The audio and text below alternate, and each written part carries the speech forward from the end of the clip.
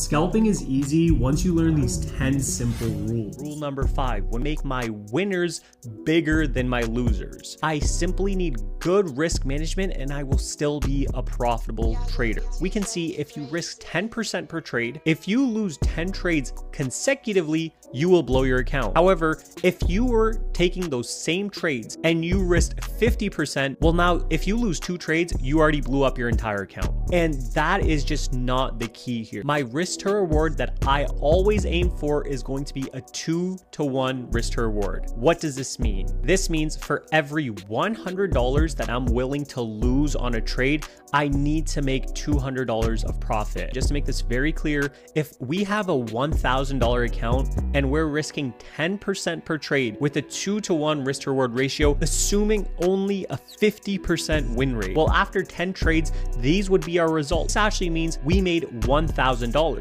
because every time we won $200, but every time we lost, we only lost $100. Now, on the subject of risk management, we need to talk about, should you have break-even stop losses? Look at this example here. This is our original trade thesis. So we entered into the trade here, and once we entered into this trade, we then had our stop loss at the break of momentum, which was up here, and we had a profit target that was down here. However, you can see that this trade never actually ended up hitting our profit target, and we can see some buyers stepping up aggressively. What some traders will decide to do is now move their stop loss to break even, meaning if the trade comes back into this level, we then stop out of the trade. However, here's the problem. Right after stopping us out, this trade worked immediately. So you can see the candle actually ended up closing right here. We would have gotten stopped out, and the second we got stopped out, this trade now had a very nice 90-degree move to the downside right into our profit target, and we would have made money. However, unfortunately for us, we lost money because market structure did not change. We should have let the trade play out. The number one problem I see with traders that are new, have experience, or even sometimes veteran traders is they'll move their stop loss to break even too quickly. I always say do not move your stop loss to break even until the market structure changes. So in this example, we came back into this level, but you can see that we kind of consolidated every time we came here, and sellers were still aggressive every single time we came here as well. Therefore, all we did below here was just consolidate. And because of this, you have to understand that market structure still is valid for this trade as long as we stay below our original stop loss. If we had that original stop loss in place,